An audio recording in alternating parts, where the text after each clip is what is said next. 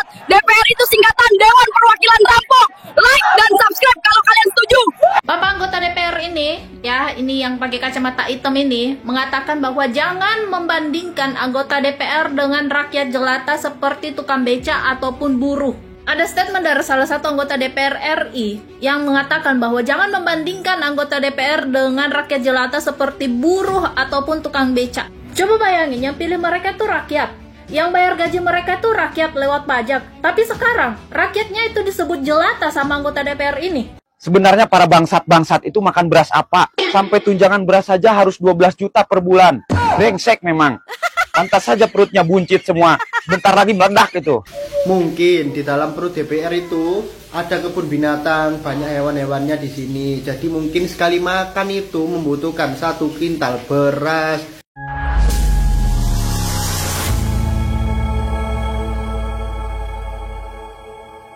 Assalamualaikum warahmatullahi wabarakatuh.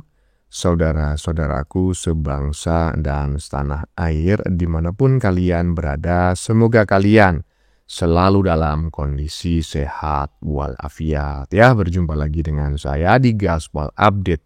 Kami bukanlah buzzer pihak manapun, kami hanya menyajikan keputusan ada di tangan Anda. Teman-teman, ini ada video yang menurut saya cukup menarik ya, yakni tentang anggota dewan yang dianggap telah menghina profesi tukang becak ya. Bahkan ya dengan terang-terangan, ini orang menyebut jangan samakan anggota DPR dengan rakyat jelata, bujur busrak ya. Menurut saya ini sudah sangat keterlaluan sekali, katanya Bang Haji Roma, terlalu ya. Dan menurut saya ini adalah bukti bahwa keberadaan lembaga yang satu ini perlu ditinjau kembali ya. Masa dia yang dulu ngemis-ngemis agar dipilih saat kampanye begitu jadi terpilih, dia mengatakan jangan samakan dirinya dengan tukang becak dan rakyat jelata. Ferguson, kalian itu wakil para tukang becak dan rakyat jelata itu. Jangan sombonglah kau, ya kan? Rakyat jelata lebih mulia daripada kalian. Dan ingat, ketika rakyat jelata sudah berspeak up, sudah bergerak, ya kan? Aduh, kau akan hilang nanti itu jabatanmu itu, ya. Nah, bagaimanakah videonya dan bagaimanakah respon netizen? Mari kita tonton bersama, kemudian mari kita komentari bersama di bagian akhir video. Ini dia. Bubarkan saja DPR, kerjanya hanya menyusahkan rakyat. DPR itu singkatan Dewan Perwakilan Rampok. Like dan subscribe kalau kalian setuju. Yang setuju silakan tulis di kolom komentar. Yang nggak setuju juga silakan tulis di kolom komentar ya. Barusan adalah pendapat salah seorang anak kecil hasil rekayasa AI ya kan. Saya nggak tahu yang bikin siapa. Lanjut. Ketika DPR ini sangat merasa dipermalukan karena disetarakan dengan rakyat jelata. Ketika DPR dibandingkan dengan rakyat jelata yang katakan tukang beca atau buruh, di situ Anda mengalami sesat logika. Jika anggota DPR akan mendapatkan tunjangan rumah jabatan, sebaliknya rakyat yang bergaji UMR siap-siap bakal dipotong tuh gajinya 3% untuk bayar iuran tabungan perumahan rakyat. Bang Dedi, tidak melihat ini menjadi hal yang kontras antara apa yang akan didapatkan anggota DPR dengan rakyat? Ya, Anda mencampur aduk masalah. Ya, jadi mau ketika DPR dibandingkan dengan rakyat jelata yang katakan tukang beca atau buruh, di situ Anda mengalami sesat logika. Enggak, kita bandingkan dengan rakyat yang gaji UMR. Gaji UMR. Ya, kan aneh kamu membandingkan dengan gaji UMR, Mbak. Emang bangsat di DPR. Kenapa? Masa ada undang-undang banget? Baru tahu kalian DPR itu bangsat. Dari dulu DPR itu bangsat. DPR itu pengkhianat rakyat. Mereka kalau kampanye selalu mengatasnamakan rakyat, selalu bersuara untuk kepentingan rakyat, mensejahterakan rakyat. Tapi begitu mereka dilantik, yang mereka bahas adalah rumah dinas yang baru, tunjangan-tunjangan. Ya kan? Pengkhianat kan? DPR itulah porosnya kejahatan di negara ini. DPR itulah lobby-lobby. Coba kalian lihat pasal-pasal undang-undang yang mereka buat. Menguntungkan siapa? Menguntungkan kelompok tertentu, pengusaha, elit-elit. Ada menguntungkan rakyat? Tidak ada. Pasal pencemaran nama baik, yang diuntungkan siapa? Yang sering pakai itu siapa? Siapa yang sering pakai itu? UU ITE siapa sering pakai itu? Ada tukang bakso pakai UU ITE? Ada tukang jual gorengan pakai UU ITE? Nggak ada kan? Ada pedagang asongan pakai pasal pencemaran nama baik? Nggak ada. Orang-orang kaya, pejabat-pejabat yang pakai itu. Sekarang ini perampasan perampasan kendaraan yang tidak bayar pajak selama 2 tahun. Iya kan? Yang diuntungkan siapa? Mereka-mereka. Mereka secara tidak langsung, kalau kau tidak bayar pajak, kami akan mengambil kendaraanmu. Ya kan? Itu. Ya kan? Perampok saja kalau mencuri mobil tidak mengambil BPKB-nya. Ini pemerintah nggak kita bayar pajak, diambil kendaraan kita, kan aneh kan? Perampasan aset koruptor tidak kunjung disahkan. Kenapa? Karena mereka tahu kalau itu disahkan, habis mereka, habis anggota DPR itu, habis kawan-kawannya, habis pejabat-pejabat aparat itu. Lobi-lobinya di sini, di gedung ini, lobi-lobi kejahatan itu di gedung ini, bagi-bagi kue itu di gedung ini, anggaran-anggaran itu di gedung ini, pengkhianat itu ya di sini. Yang mengatasnamakan rakyat itu, setiap mereka membuat kebijakan tidak pernah melibatkan rakyat, tidak pernah bertanya kepada rakyat. DPR baru tahu kalian. Makanya kalau mahasiswa demo kemana? Demo kemana? Ke DPR kan? Bukan ke Mabes Polri kan? Bukan ke Mabes TNI kan? Disitulah pengkhianat itu. Coba ya, kami tidak pernah menyebarkan hoax, kami juga tidak pernah membuat berita, kami hanya merespon, kami mereaksi, ya kan? Kemudian kami menyiar ulangkan gitu ya, untuk kita diskusikan bersama. Barusan kita dengar bareng-bareng, ya kan? Itu orang ya, jangan samakan dengan anggota DPR, jangan disamakan dengan tukang becak dan rakyat jelata. Ya, kami tidak mengada-ada. Nah, menurut teman-teman bagaimana? Ya, silakan tulis di kolom komentar. Lanjut. Bapak anggota DPR ini, ya, ini yang pakai kacamata hitam ini, mengatakan bahwa jangan membandingkan anggota DPR dengan rakyat jelata seperti tukang beca ataupun buruh.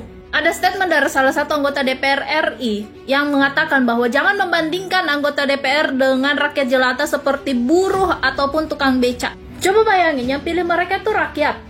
Yang bayar gaji mereka itu rakyat lewat pajak. Tapi sekarang, rakyatnya itu disebut jelata sama anggota DPR ini. Pertanyaan gue cuma satu nih Pak, kalau bukan untuk rakyat jelata kalian bekerja, terus anggota DPR ini bekerja buat siapa? Buat rakyat elit begitu?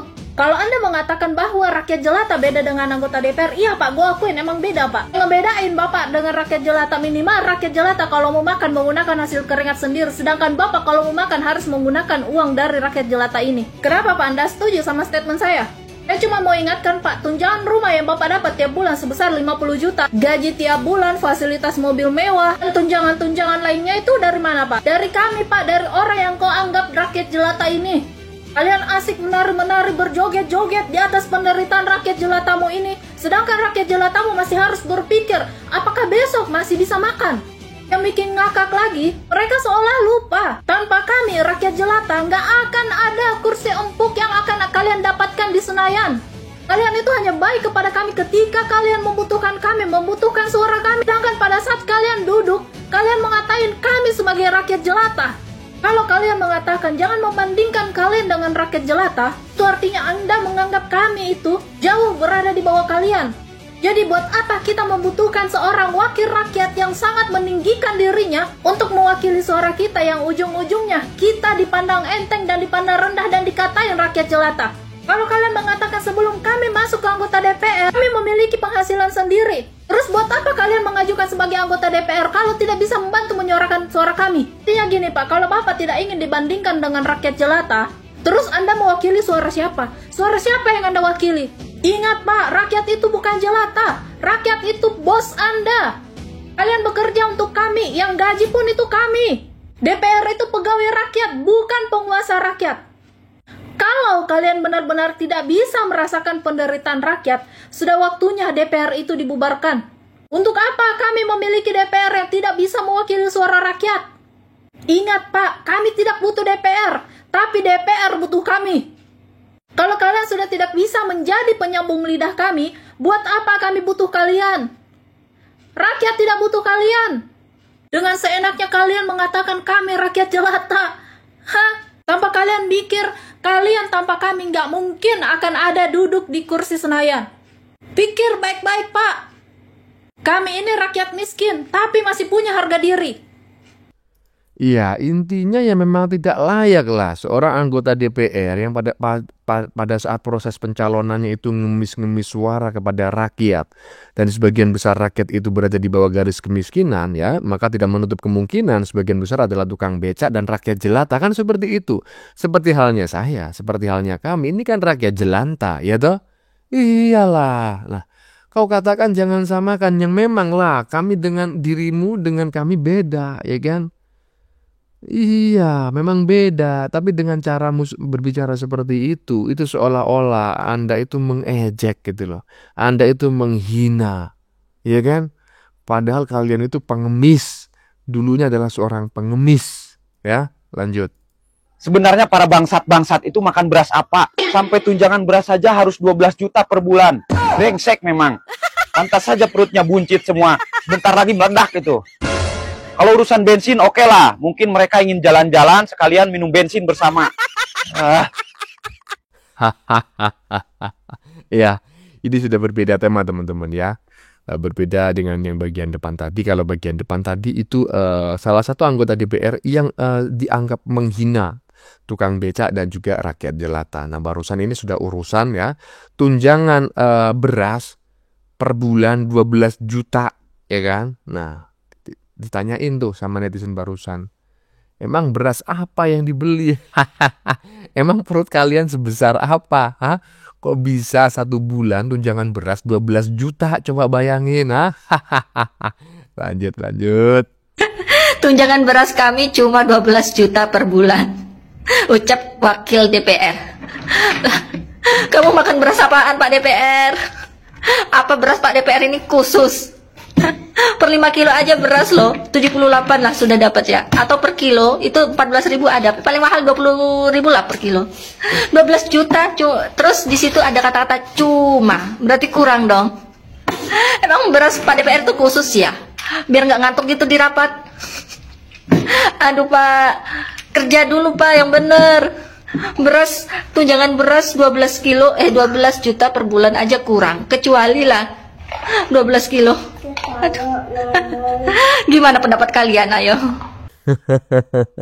Iya, itu 12 juta ya untuk beli beras itu berapa kilo gitu loh. Mungkin beras yang paling mahal itu bisa mendapatkan berapa? 400 kilo mungkin ya. Iya, dan kalau kelas-kelas biasa ya, kelas ekonomi lah seperti itu bisa sampai 1 ton. Perutnya siapa sebulan yang makan beras segitu banyak gitu. Inilah ya anggaran-anggaran goib ya kan, yang memang sering muncul ya. Makanya saya sependapat dengan pendapat banyak netizen ya. Perlu ditinjau ulang ini keberadaannya nih ya kan. Wakil rakyat perlu ya kan, karena negara kita adalah negara demokrasi ya, permusyawaratan dan perwakilan. Iya tahu, tetapi kan sudah ada MPR ya. Dan ini tugasnya apa gitu. Aduh, lanjut. Rakyat itu harus paham, jangan cuma nyinyir sama anggota DPR kita. Kita itu nggak boleh suuzon sama anggota DPR kita. Mungkin di dalam perut DPR itu ada kebun binatang, banyak hewan-hewannya di sini. Jadi mungkin sekali makan itu membutuhkan 1 kintal beras.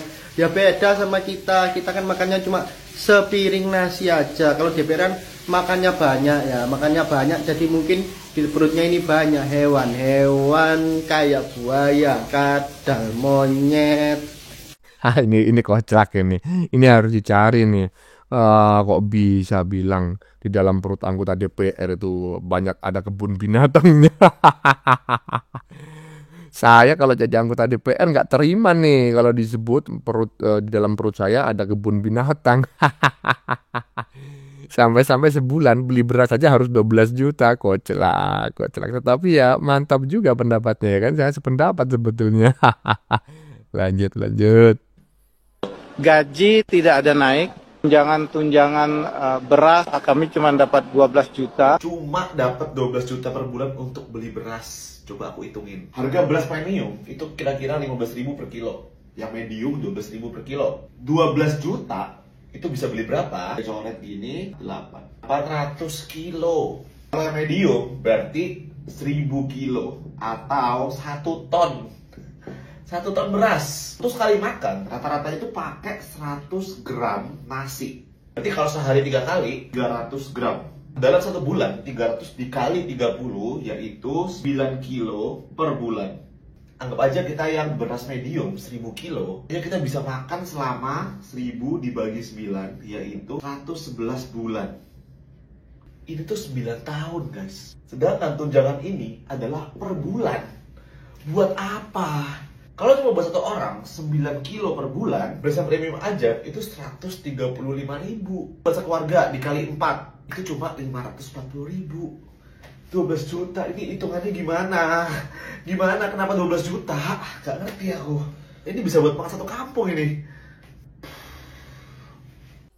Udah paham ya cara menghitungnya ya? Barusan adalah cara menghitung yang benar ya. Kalau misalnya ketua atau wakil ketua DPR itu menghitungnya ngawur, ya itu adalah menghitung cara mereka. Mungkin saja seperti yang disampaikan oleh netizen itu adalah rumus goib. Cara rumus ya yang digunakan untuk menampilkan anggaran-anggaran goib. Nah, tetapi kalau rumus yang benar yang barusan, ya kan, yang disampaikan oleh netizen. Nah, menurut teman-teman bagaimana ya? Silakan tulis di kolom komentar ya. Lanjut.